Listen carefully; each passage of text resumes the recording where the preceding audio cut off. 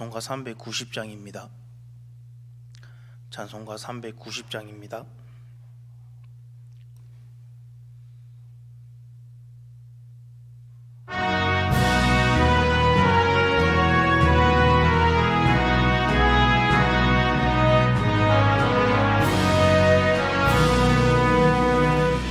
예수가 거느리시니 즐겁고 평안하구나.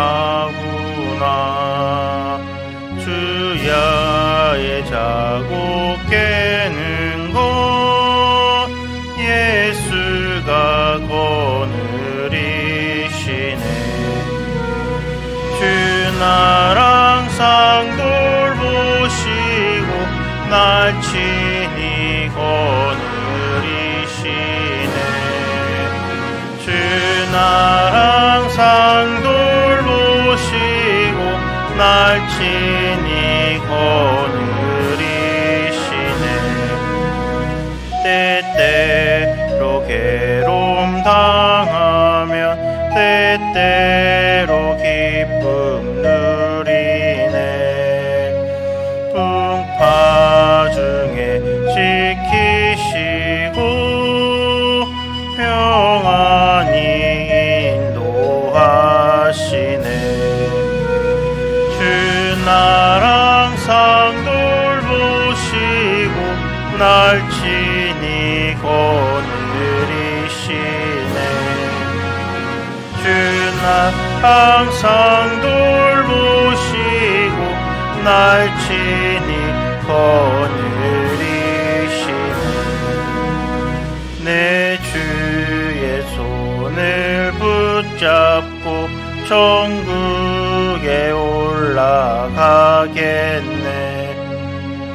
괴로우나 즐거우나 예수가 거느리시네. 주 날 항상 돌보시고 날 친히 거느리시네. 주 날 항상 돌보시고 날 친히 거느리시네.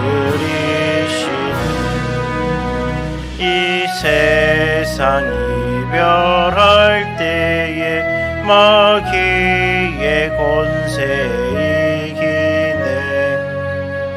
천국에 가는 그 길도 예수가 거느리시네. 주 날 항상 돌보시고 날 친히 거느리시네. 주 날 항상 돌보시고 날 친히 거느리시네.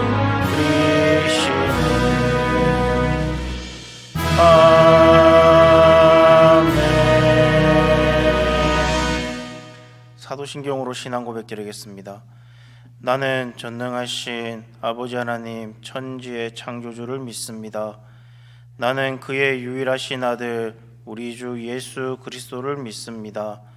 그는 성령으로 잉태되어 동정녀 마리아에게서 나시고 본디어 빌라도에게 고난을 받아 십자가에 못 박혀 죽으시고 장사된 지 사흘 만에 죽은 자 가운데에서 다시 살아나셨으며 하늘에 오르시어 전능하신 아버지 하나님 우편에 앉아 계시다가 거기로부터 살아있는 자와 죽은 자를 심판하러 오십니다.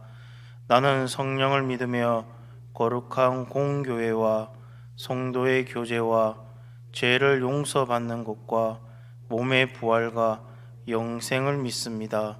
아멘. 오늘 보신 말씀은 시편 107편 23절에서 43절까지 말씀입니다. 시편 107편 23절에서 43절까지 말씀입니다.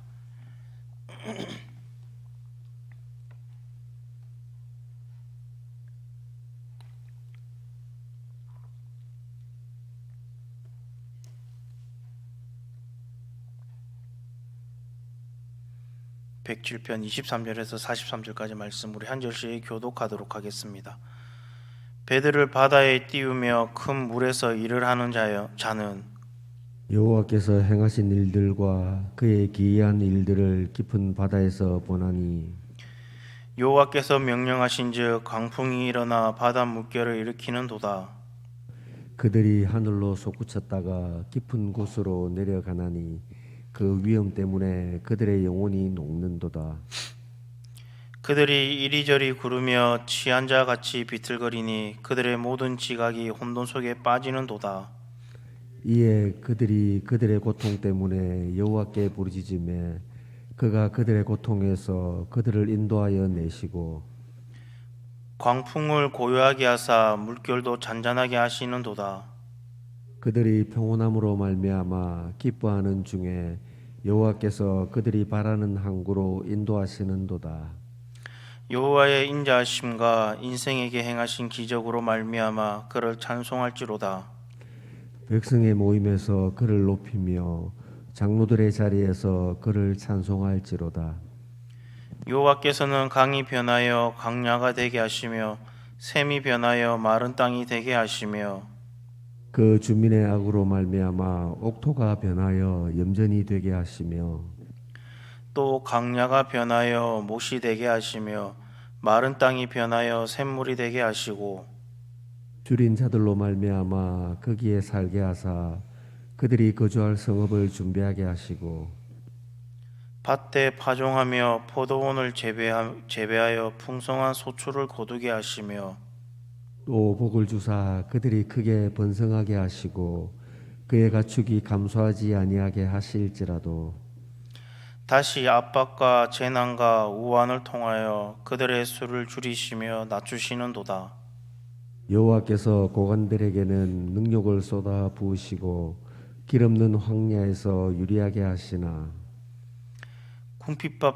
궁핍한 자는 그의 고통으로부터 건져주시고 그의 가족을 양떼같이 지켜주시나니 정직한 자는 보고 기뻐하며 모든 사악한 자는 자기 입을 봉하리로다. 다 같이 읽겠습니다. 지혜 있는 자들은 이러한 일들을 지켜보고 여호와의 인자심을 깨달으리로다. 아멘. 우리의 인생은 때로 폭풍우 치는 바다와 같습니다. 고난의 파도가 밀려오고 그리고 앞이 보이지 않는 절망 속에 빠질 때가 있습니다. 그렇다면 우리는 어떻게 해야 할까요? 시편 107편은 우리의 그 상황이 아무리 절망적일지라도 하나님께 부르짖고 그분을 찬양할 때 놀라운 구원의 손길을 경험할 수 있음을 가르쳐 줍니다. 오늘 말씀을 통해 인생의 풍랑 속에서 우리를 건져주시는 그 하나님의 크신 은혜와 그리고 인도하심을 오늘 이 새벽에 같이 묵상하려고 합니다. 이 시편은 고난 속에서 주님을 찾는 자들에게 베풀어 주시는 하나님의 그 놀라운 구원을 노래하고 있습니다. 특히 오늘 본문인 23절에서 43절은 인생의 풍랑 가운데서도 우리를 구원하시는 그 하나님의 섭리와 그리고 은혜를 강조하고 있습니다. 오늘 이 새벽에 우리는 하나님의 그 인도하심을 경험하는 자들이 되어서 하나님께 영광을 돌리는 그런 하루를 살아가게 되기를 간절히 소망합니다. 누가복음 8장 24절에서 25절 말씀에 보면 예수님께서 제자들과 갈릴리 호수를 건너게 됩니다. 예수님은 피곤하셔서 배 뒤편에서 주무시고 계셨습니다. 그런데 갑자기 거센 풍랑이 몰아쳐 큰 파도가 배를 덮치게 됩니다. 두려움에 사로잡힌 제자들은 예수님을 깨우며 이렇게 말을 합니다. 주여, 우리가 죽게 되었나이다 라고 예수님께 외칩니다. 잠에서 깬 예수님께서는 평온하게 일어나셔서 바람과 바다를 향해 잠잠하라라고 명하셨습니다. 그러자 즉시 바람이 멈추고 바다가 잔잔해졌습니다. 예수님은 제자들을 돌아보시면서 너희의 믿음이 어디 있느냐라고 물으셨고, 제자들은 두려움과 경이로움으로 가득 차 도대체 이분이 누구시기에 바람과 바다도 순종하는가라고 서로 물으며 두려움에 떨었습니다. 오늘 말씀 23절에서 30절 말씀에서 보면 배를 타고 큰 바다로 나간 이 사람들이 강풍을 만나는 장면이 묘사되고 있습니다. 그들은 큰 물결과 그리고 바람을 만나 혼란과 두려움에 빠지게 됩니다.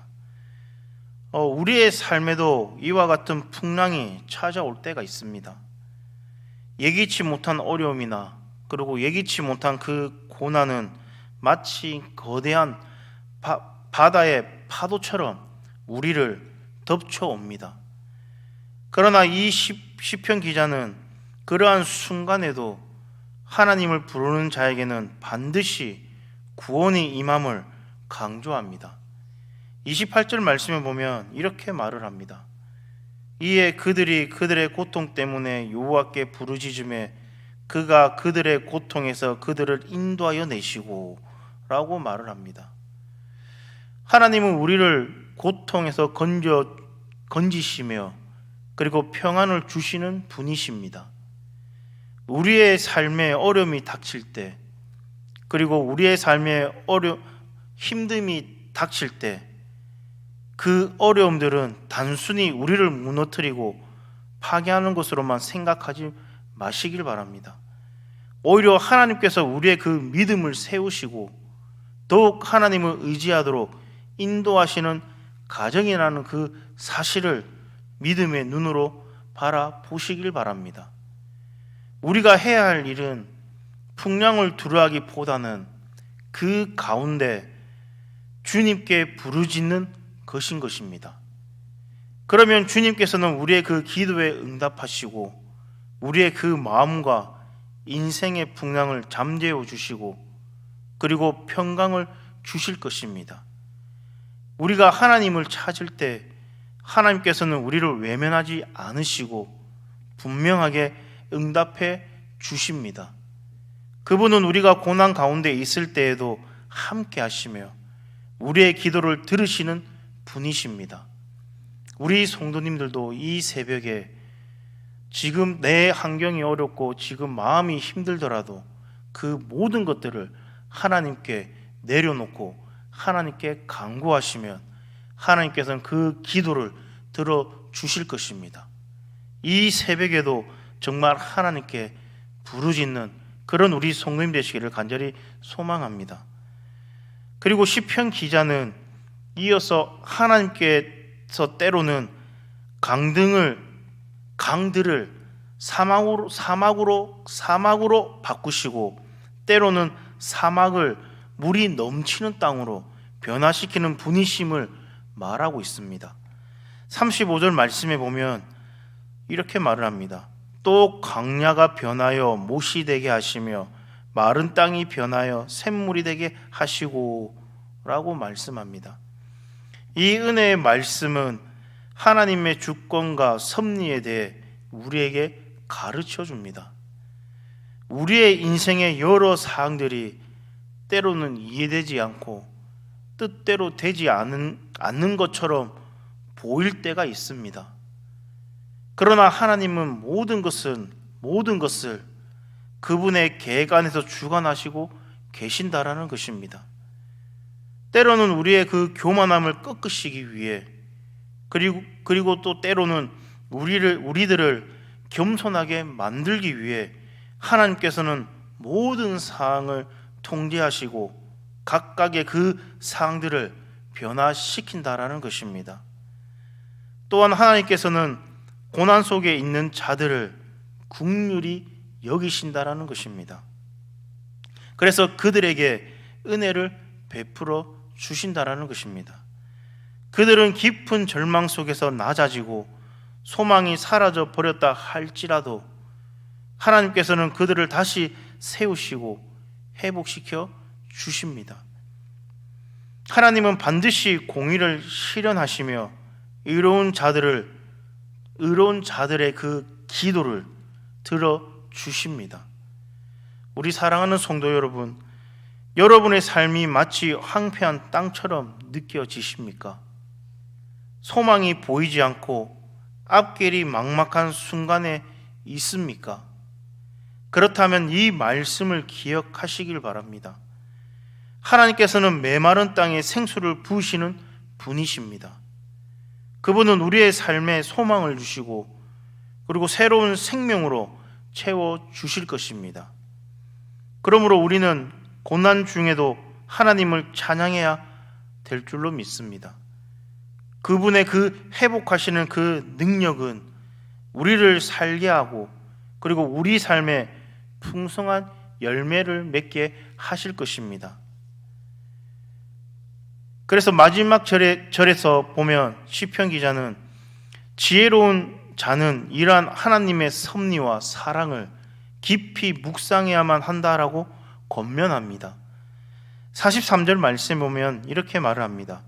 지혜 있는 자들은 이러한 이들을 지켜보고 여호와의 인자하심을 깨달이로다. 우리 인생에서 경험하는 그 고난과 그리고 구원, 하나님께 행하시는 크신 일들은 결코 우연이 아니다라는 것입니다. 그 모든 것을 통해 우리는 하나님의 그 신실하심과 그리고 그분의 그 사랑을 더욱 깊이 알게 되는 것입니다. 그러므로 우리도 이 아침, 이 새벽에 하나님의 그 놀라운 일들을 기억하며 고난과 절망 중에 있다 하더라도 하나님을 높이 찬양해야 될 줄로 믿습니다. 우리 삶에 찾아오는 모든 순간은 하나님을 더 깊이 알아가게 하는 기회임을 절대로 잊지 마시길 바랍니다. 우리는 고난을 통해 하나님의 그 위로를 경험하고 그리고 풍랑 속에서 위대하신 그 하나님의 구원을 만날 수 있는 것입니다. 그리고 마침내 모든 것이 하나님 손 안에 있음을 깨달으며 그분의 인도하심을 신뢰하게 될 것입니다. 오늘 우리는 본문의 말씀을 통해서 우리의 그 인생의 풍랑 속에서 하나님이 어떻게 일하시는지를 한번 보았습니다.